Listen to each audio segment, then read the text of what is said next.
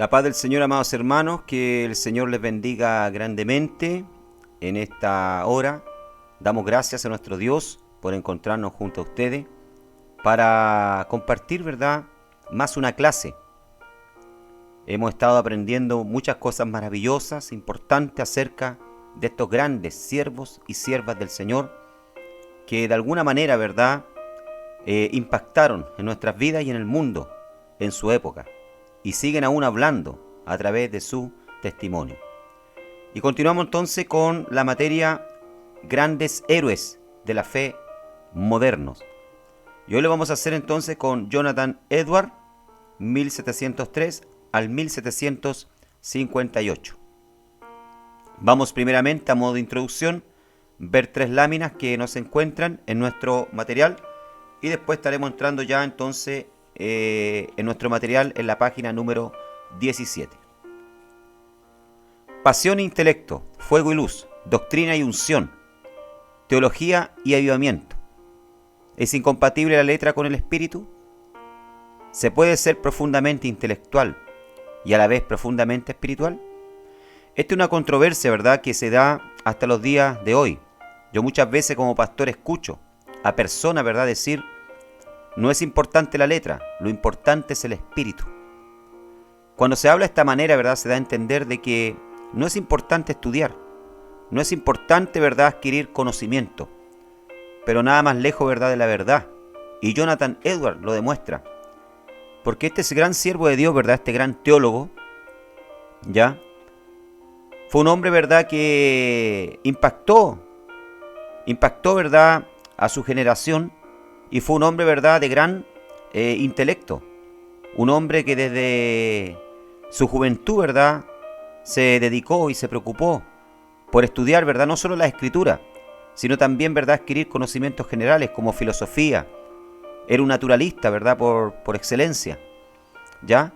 Y él demostró, ¿verdad?, de que a pesar que era un hombre, ¿verdad?, de gran intelecto, también era un gran siervo del Señor, ¿verdad?, un hombre espiritual, un hombre que oraba, un hombre que dedicaba largas horas, ¿verdad?, a la oración, al ayuno, a la consagración.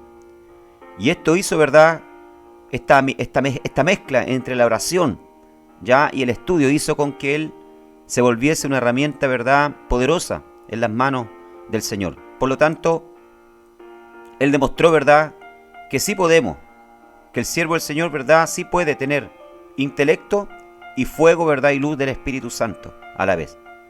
Conoceremos la vida de un joven que demostró que el intelectualismo, el pensamiento, la razón pueden ser el complemento perfecto, junto con la devoción, la oración y la santidad, para alcanzar uno de los avivamientos más grandiosos en la historia de la Iglesia.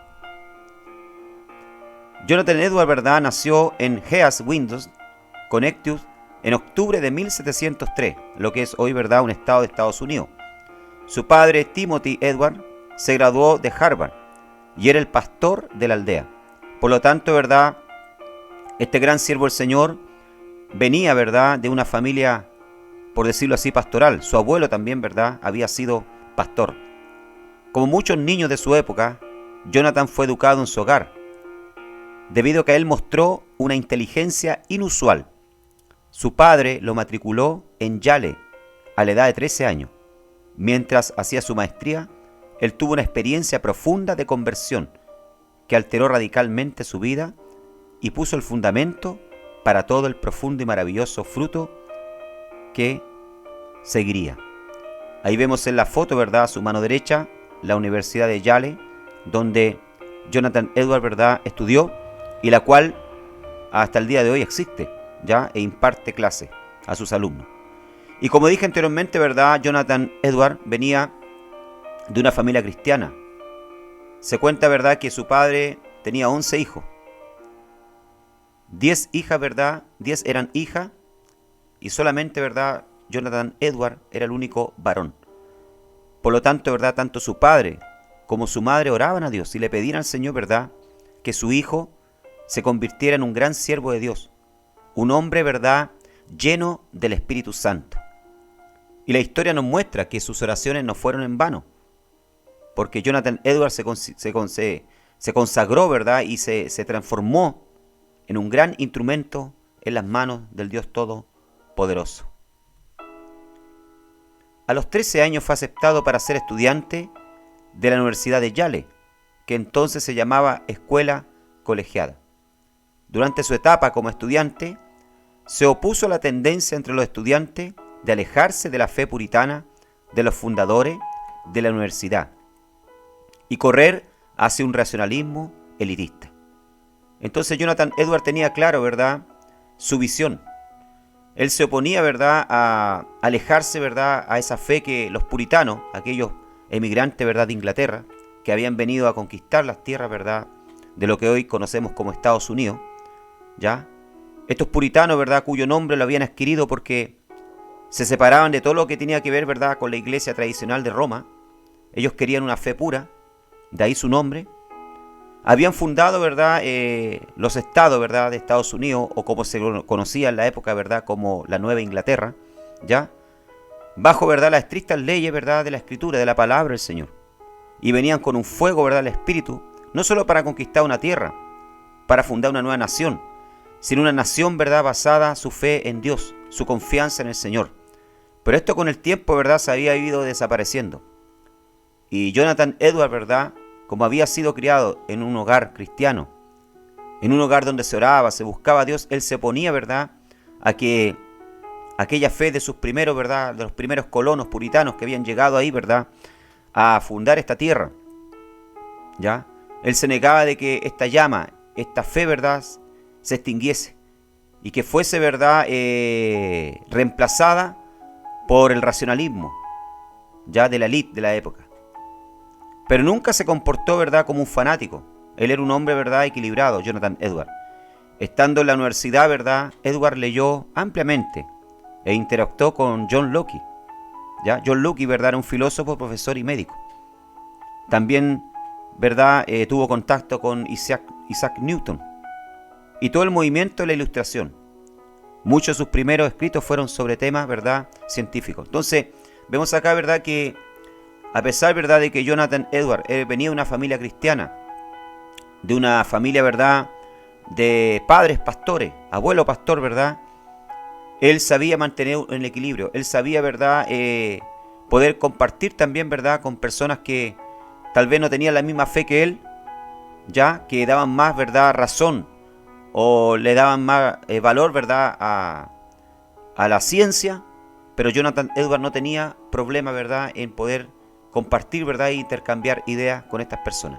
No era un fanático, ¿verdad?, religioso obcecado, ¿ya?, sino que era un hombre, ¿verdad?, totalmente controlado por el Espíritu Santo y equilibrado.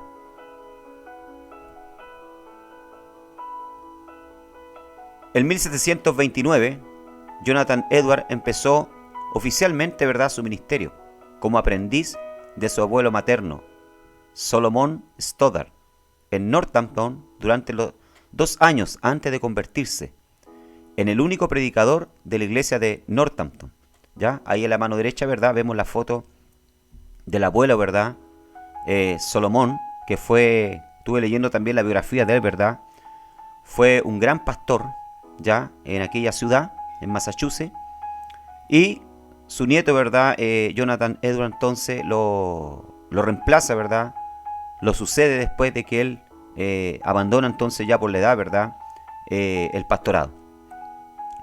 Cuando tenía 20 años conoció a Sarah Pierreton, una joven devota que inspiraría la vida espiritual del propio Edward. El matrimonio de los Edward resultó profundamente satisfactorio para ambos y eventualmente tuvieron 11 hijos. Entonces vemos, ¿verdad?, que Jonathan Edward, después que asume entonces la iglesia, comienza, ¿verdad?, a ser preparado, ¿verdad?, para el ministerio. Tiene la fortuna y la bendición también de parte de Dios, ¿verdad?, de conocer a Sarah Pierreton, ya una gran sierva del Señor, la cual vamos a ver más adelante aquí en su biografía, lo ayudó bastante. Ya fue un pilar fundamental. También venía, ¿verdad?, de una familia de pastores, ya, de una madre, ¿verdad?, muy consagrada, una gran sierva de Dios, y su padre también un pastor. Bien, vamos entonces al material. Página 17. Hace 2 siglos que el mundo habla el famoso sermón pecadores en las manos de un Dios airado, y de los oyentes que se agarraban a los bancos pensando que iban a caer en el fuego eterno. Ese hecho fue solamente uno de los muchos que ocurrieron en aquellas reuniones, en que el Espíritu Santo desvendaba los ojos de los presentes para que contemplaran las glorias de los cielos y la realidad del castigo que estaba bien cerca de aquellos que estaban alejados de Dios. Jonathan Edwards fue la persona que más sobresalió en ese avivamiento, que se llama el Gran Despertamiento. Su vida es un destacado ejemplo de consagración al Señor para el mayor desarrollo del entendimiento y sin ningún interés personal de dejar al Espíritu Santo que hiciera uso de ese mismo entendimiento como un instrumento en sus manos. Jonathan Edwards amaba a Dios no solamente corazón y alma, sino también con todo su entendimiento. Su mente prodigiosa se apoderaba de las verdades más profundas. Sin embargo, su alma era de hecho un santuario del Espíritu Santo. Bajo una calma exterior aparente, ardía el fuego divino como un volcán. Bueno, fue en esta época entonces que Jonathan Edwards, ¿verdad?, predica este gran sermón que hasta el día de hoy, ¿verdad?, es mencionado: pecadores en las manos de un Dios airado. Le predica, ¿verdad?, como vamos a ver más adelante, a una congregación fría, a una congregación, ¿verdad?, que estaba indiferente, una congregación donde muchos eran meros religiosos, ¿verdad? Aquella llama, aquel despertar que había pasado por sobre la iglesia ya se había extinguido, ya se había apagado, como pasa hoy en día mucho en las iglesias. Entonces Jonathan Edwards, ¿verdad?, instrumento de Dios, Dios lo levanta entonces para predicar este famoso sermón, ¿verdad?, pecadores en las manos de un Dios airado, el cual, ¿verdad?, cuando fue ministrado, ya con aquella calma, con aquella serenidad que Jonathan Edwards tenía. Por cierto, importante mencionar también de que en aquella época los sermones, ¿verdad?, se leían, ¿ya? No es como hoy en día, ¿verdad?, que el predicador se mueve, ¿verdad?, habla, camina. No, en aquella época los sermones se tomaban y se leían. Bueno, con aquella calma, ¿verdad?, pero lleno del Espíritu Santo, Jonathan Edwards ministra entonces este sermón y fue tal impacto que produjo, ¿verdad?, en las mentes, en las vidas, que dice la historia que las personas se agarraban de las bancas porque pensaban que iban a caer, ¿verdad?, en el infierno. Los creyentes de hoy le deben a ese héroe, gracias a su perseverancia en orar y estudiar bajo la dirección del Espíritu, el retorno a varias doctrinas y verdades de la iglesia primitiva. Fue grande el fruto de la dedicación del hogar en que nació y se crió. Su padre, ¿verdad?, fue pastor amado de una misma iglesia durante un periodo de 64 años. Su piadosa madre era hija de un predicador que pastoreó una iglesia durante más de 50 años. De las 10 hermanas de Jonathan, 4 eran mayores que él y las otras 6 eran menores. Muchas fueron las oraciones que su padre elevaron a Dios para que su único hijo y amado hijo varón fuese lleno del Espíritu Santo y llegase a ser grande delante del Señor. No solamente oraba así con fervor y constancia, sino que se dedicaron a criarlo con mucho celo para el servicio de Dios. Las oraciones hechas alrededor del fuego del hogar lo inducían a esforzarse, y sus esfuerzos redoblados lo estimulaban a orar más fervorosamente. Aquella enseñanza religiosa y constante hizo que Jonathan conociese íntimamente a Dios cuando aún era muy pequeño. Cuando Jonathan tenía 7 u 8 años, hubo un avivamiento en la iglesia de su padre, y Jonathan se acostumbró a orar solito 5 veces todos los días y a llamar a otros niños para que oraran con él.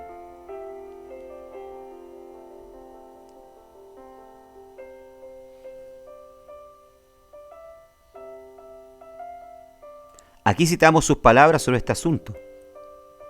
La primera experiencia que recuerdo de sentir en lo íntimo la delicia de Dios y de las cosas divinas fue al leer las palabras de 1 Timoteo capítulo 1 verso 17.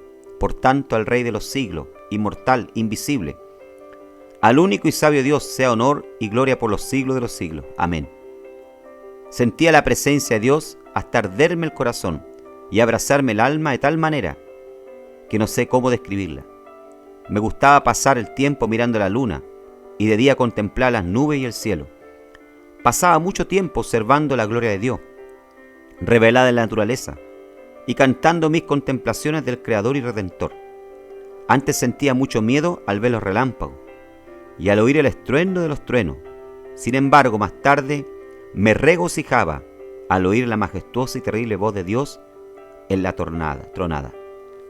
Aquí vemos entonces, amados hermanos, que Jonathan Edwards ya no era simplemente, ¿verdad?, el hijo, ¿verdad?, del pastor que iba a la iglesia porque su papá lo obligaba, o el hijo, ¿verdad?, del diácono o del miembro de la iglesia que acompañaba a la mamá, ¿verdad?, para no quedarse solo en la casa. Jonathan Edwards, ¿verdad?, era un joven, un niño, un adolescente que tenía experiencias profundas con Dios, ¿ya?, que había experimentado, ¿verdad?, el fuego del avivamiento. Y aquí vemos, ¿verdad?, algunos de los pensamientos de Jonathan Edwards, los cuales confirman lo que estamos hablando. Dice él, ¿verdad?, así como los santos son hijos de Dios, así los impíos son hijos del diablo. La gente tiene un cristianismo defectuoso porque está buscando en él sus propios intereses, no los de Dios. Por esto aceptan el cristianismo solo hasta donde piensan que pueden servirle para sus intereses. Jonathan Edwards. Entonces vemos acá, ¿verdad?, en estas palabras que Jonathan Edwards, ¿verdad?, tenía claridad en cuanto a su fe, en cuanto a lo que creía. Y que Jonathan Edwards, ¿verdad?, no era simplemente un religioso, sino un hombre que realmente había nacido nuevo, que realmente, ¿verdad?, conocía y tenía intimidad con su Señor. Antes de cumplir los 13 años, inició sus estudios en el colegio de Yale, donde en el segundo año leyó atentamente la famosa obra de Lukács, Ensayos sobre el entendimiento humano.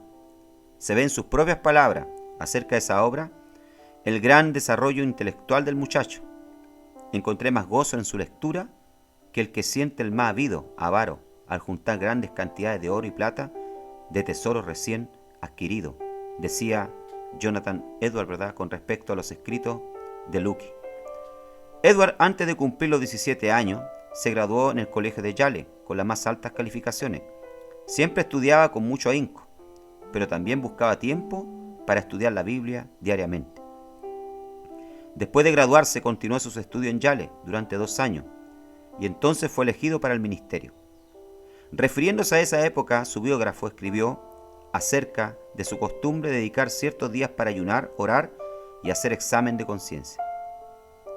En lo que se refiere a su consagración, cuando tenía 20 años, Edwards escribió: me dediqué solamente a Dios y lo hice por escrito, entregándome yo mismo y todo lo que me pertenecía al Señor, para no pertenecerme más en ningún sentido, para no consolarme como el que de una forma u otra se apoya en algún derecho. Esto, ¿verdad?, es una cita del libro, ¿verdad?, Las resoluciones de Jonathan Edwards. ¿Ya? Esta es una de las tantas resoluciones que Jonathan Edwards hizo, de dedicarse, ¿verdad?, completamente al Señor y morir, ¿verdad?, para todo lo que tenga que ver con el mundo, presentando así una batalla contra el mundo, la carne y Satanás hasta el fin de mi vida. Alguien se refirió a Jonathan de esta manera: su secreta pero constante y solemne comunión con Dios hacía que su rostro resplandeciese delante de los hombres, y su apariencia, su semblante, sus palabras y todo su comportamiento estuvieron siempre revestidos de seriedad, gravedad y solemnidad. A los 24 años se casó con Sarah Pierrepont, hija de un pastor, y de ese enlace nacieron, como en la familia del padre de Edward, 11 hijos. Al lado de Jonathan Edwards, en el gran despertamiento estaba el nombre de Sarah Edwards, su fiel esposa y colaboradora. Igual que su marido, ella nos sirve como ejemplo de rara intelectualidad, profundamente estudiosa y entregada enteramente al servicio de Dios. Era conocida por su santa dedicación al hogar y criar a sus hijos, y por la economía que practicaba, siendo las palabras de Cristo, para que nada se pierda. ¿Ya? Entonces, como dice acá, ¿verdad?, nuestra biografía, Sarah se casó con Jonathan Edwards y después, ¿verdad?, se establecieron entonces en Northampton, ¿verdad?, Massachusetts, donde Jonathan tomó, ¿verdad?, su primer pastorado, ¿verdad?, y, por decirlo así, ¿verdad?, vino a reemplazar a su abuelo. Los Edwards, ¿verdad?, disfrutaron un matrimonio excelente, una unión, ¿verdad?, poco común, como la describiría él después. y juntos fueron, ¿verdad?, bendecidos con 11 hijos, ¿ya? Sara, ¿verdad?, Edward, era una mujer, ¿verdad?, sabia para conducir el hogar, cuenta la historia. Imagínense ustedes, tenía que serlo, ¿verdad?, con 11 hijos. Los crió, ¿verdad?, la disciplina y el amor del Señor a sus 11 hijos. Pasaron también, ¿verdad?, momentos difíciles durante su pastorado, porque la iglesia, ¿verdad?, les pagaba, ¿verdad?, un salario que muchas veces no alcanzaba. El propio Jonathan Edwards lo cuenta en su biografía, ya en sus escritos.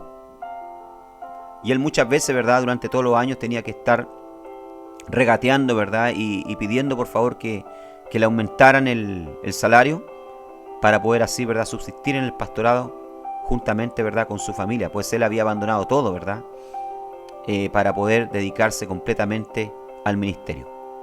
Pero también, ¿verdad?, experimentó muchas veces, ¿verdad?, necesidad e incomprensión por parte, ¿verdad?, de la iglesia, cuenta la historia. Pero esta mujer, ¿verdad?, lo ayudó entonces para que él pudiese, ¿verdad?, sacar adelante su ministerio. Pero sobre todo, tanto ella como su marido eran conocidos por las experiencias que tenían en la oración. Se hace mención destacada de que especialmente durante un periodo, ¿verdad?, de 3 años, ¿ya?, a pesar de estar gozando de perfecta salud, repetidas veces ella quedó sin fuerza debido a la revelación en los cielos. Su vida entera era de intenso gozo en el Señor. Jonathan Edwards acostumbraba a pasarse estudiando y orando, ¿verdad?, 13 horas diarias. Su esposa también lo acompañaba diariamente en la oración. Después de la última comida, él dejaba todo cuanto estuviera haciendo para pasar una hora con su familia. Ahí podemos ver, ¿verdad?, entonces el por qué Jonathan Edwards era un tremendo, ¿verdad?, siervo de Dios, ¿verdad?, y un hombre muy intelectual. Imagínense ustedes, dedicaba 13 horas ya al estudio. No solamente, ¿verdad?, de la escritura, sino también, ¿verdad?, de conocimientos generales. Y también, ¿verdad?, a la oración juntamente con su esposa. Pero ¿cuáles fueron las doctrinas que la iglesia había olvidado? ¿Y cuáles las que Edward comenzó a enseñar y a observar de nuevo? Con manifestaciones tan sublimes, ¿verdad?, como gente que caía al piso, ya otros que entraban en trance, gente que veía, ¿verdad?, abrirse, ¿verdad?, el piso y tenía revelaciones del infierno. Basta una lectura superficial para descubrir que la doctrina a la cual dio más énfasis fue la del nuevo nacimiento, como una experiencia cierta y definida en contraste con la idea de la iglesia romana y de varias denominaciones de que es suficiente aceptar una doctrina. Bueno, algo importante acá, amado hermano, ¿verdad?, destacar, Jonathan Edwards le dio mucho énfasis, ¿verdad?, a la doctrina, ¿verdad?, del nuevo nacimiento. Si bien es cierto, ¿verdad?, él trajo a tónica, ¿ya?, y él trajo de vuelta muchas otras doctrinas, ¿verdad?, pero la principal a la cual, ¿verdad?, él le dio énfasis fue al nuevo nacimiento. ¿Por qué? Porque Jonathan Edwards se oponía, ¿verdad?, a lo que enseñaba la Iglesia Católica Romana y otras denominaciones, ¿verdad?, que tenían un parecido ya con la Iglesia Católica, de que al hombre le es simplemente suficiente el aceptar una doctrina, ¿verdad?, para ser hijo de Dios. Y Jonathan Edwards se dio cuenta que aún dentro de su propia congregación, ¿verdad?, que él pastoreaba, había personas que tenían esta mentalidad, pero que no habían nacido nuevo, ¿ya?, que realmente no eran hijos de Dios. Por lo tanto, Jonathan Edwards comienza, ¿verdad?, a predicar muchos sermones, ¿verdad?, y en todos sus sermones da énfasis a esta principal doctrina, ¿verdad?, que es el nuevo nacimiento, que la persona tiene que nacer de nuevo, que no basta solamente, ¿verdad?, haber nacido en un hogar cristiano o creer simplemente en las doctrinas bíblicas, sino que debe nacer de nuevo. Un gran número de creyentes despertó ante el peligro de pasarse la vida sin tener la seguridad de estar en el camino que lleva al cielo, cuando en realidad estaban a punto de caer en el infierno. No se podía esperar otra reacción, sino que aquellos que fueron despertados se llenaran de gran espanto. El evento que marcó el comienzo del gran despertamiento fue una serie de sermones predicados por Edward sobre la doctrina de la justificación por la fe, que hizo que los oyentes sintieran la verdad de la Escritura, de que toda boca permanecerá cerrada en el día del juicio final, y que no hay nada absolutamente que por un momento evite que el pecador caiga en el infierno, a no ser la buena voluntad de Dios. Es imposible evaluar el grado del poder de Dios derramado para despertar a millares de almas para la salvación, sin antes recordar las condiciones que prevalecían en la iglesia de Nueva Inglaterra y del mundo entero en aquella época. ¿Quién hasta hoy nos admira del heroísmo de los puritanos que colonizaron los bosques de la Nueva Inglaterra? Sin embargo, esa gloria había quedado atrás y la iglesia indiferente y llena de pecado se encontraba cara a cara con el mayor desastre. Parecía que Dios no quería bendecir la obra de los puritanos, obra que existió únicamente para la gloria de Dios. Por eso, en el mismo grado que había habido coraje y ardor entre los pioneros, había entre sus hijos perplejidad y confusión, si no podían alcanzar de nuevo la espiritualidad de la iglesia. Solo les quedaba esperar el juicio de los cielos. El famoso sermón de Edward, pecador en las manos de un Dios airado, merece una mención especial. Como vemos aquí entonces, la iglesia, verdad, que asume Jonathan Edwards era una iglesia que estaba tibia, era una iglesia, verdad, que estaba indiferente al Señor, era una iglesia, verdad, que estaba llena de miembros que no habían nacido de nuevo, que simplemente, verdad, eran unos meros religiosos.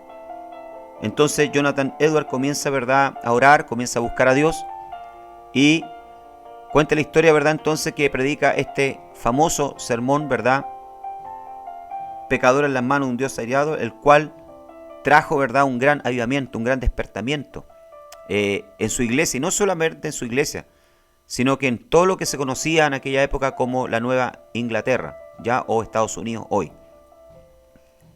El pueblo al entrar para asistir al culto mostraba un espíritu de indiferencia y hasta falta de respeto ante los 5 predicadores que estaban presentes. Jonathan Edwards fue escogido para predicar. Era un hombre de 2 metros de altura. Su rostro tenía un aspecto casi femenino y su cuerpo estaba muy enflaquecido de tanto ayunar y orar. Sin hacer ningún gesto, apoyado con un brazo sobre el púlpito, sosteniendo el manuscrito con la otra mano, hablaba en voz monótona. Su discurso se basó en el texto de Deuteronomio capítulo 32, verso 35. A su tiempo su pie resbalará. Después de explicar ese pasaje, añadió que nada evitaba por un momento que los pecadores cayesen al infierno, a no ser la propia voluntad de Dios.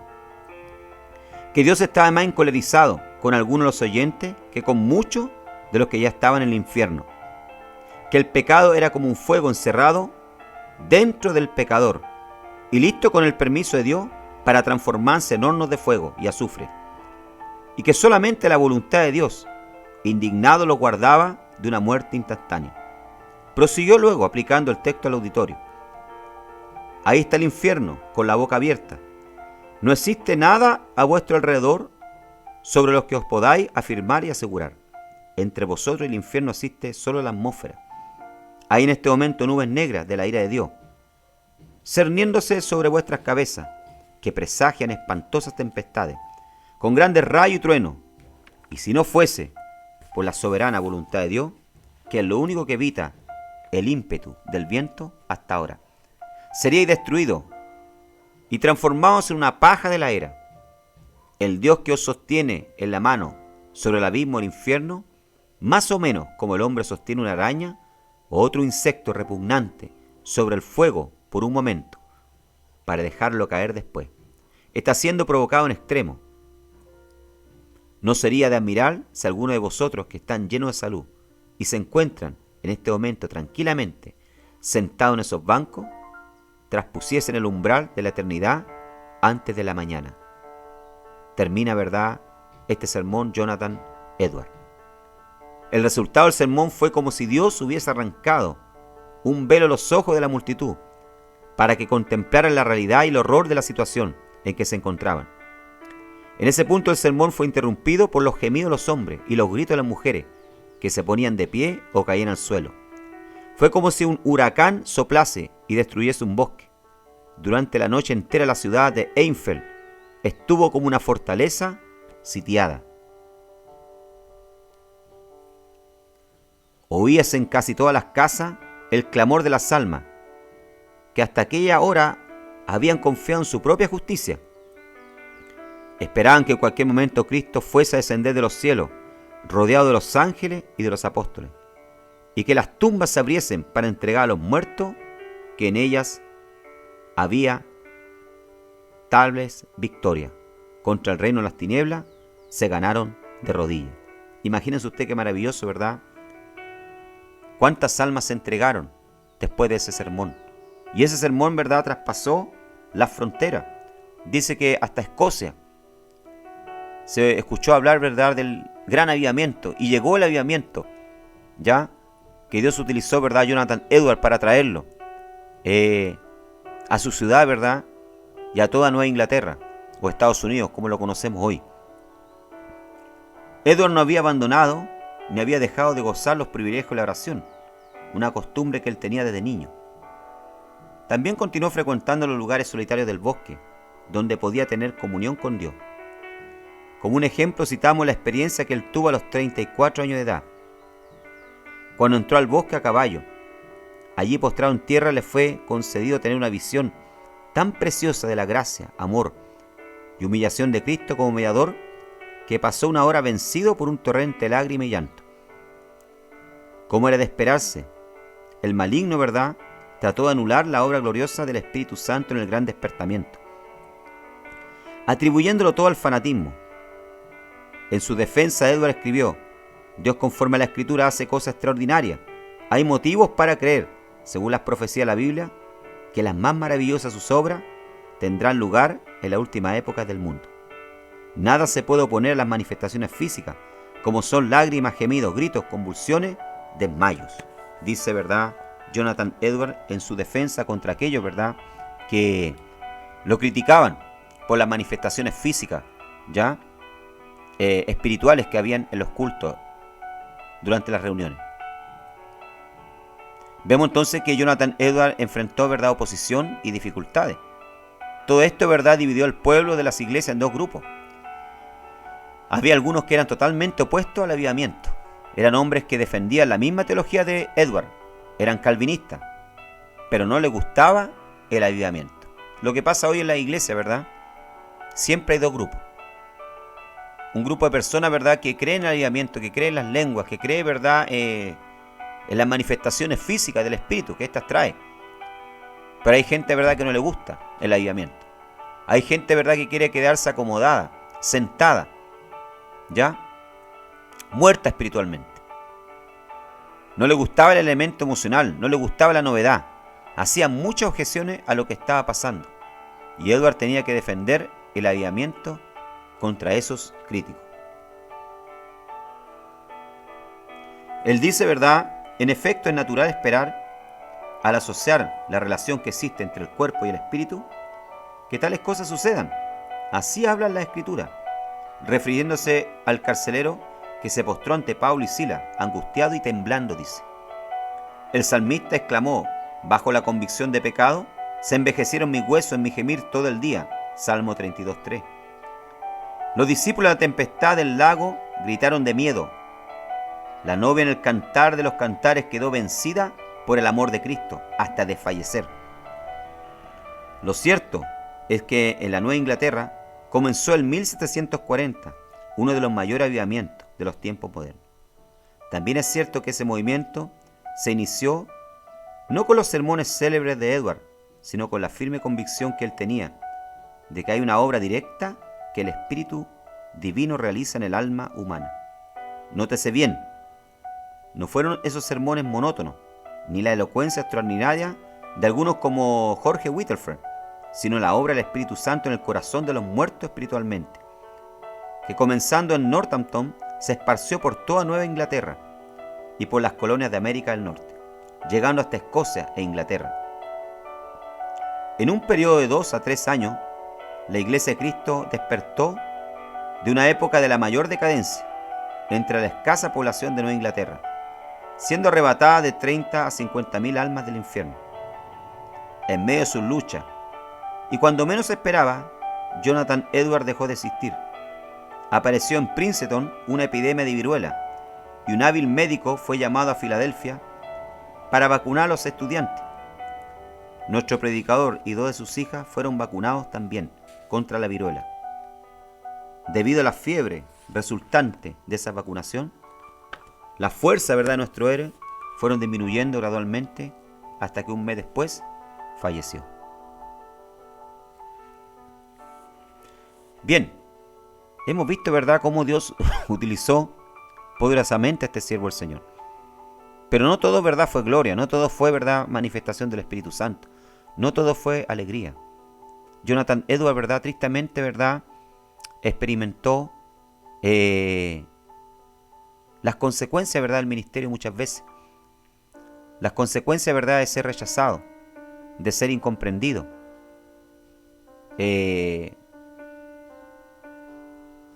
La iglesia, ¿verdad?, mostró para con Jonathan Edwards, ¿verdad?, la iglesia en la cual él predicó y pastoreó durante muchos años, mostró, ¿verdad?, hacia este predicador, ¿verdad?, hacia este siervo de Dios, una gran falta, ¿verdad?, de agradecimiento.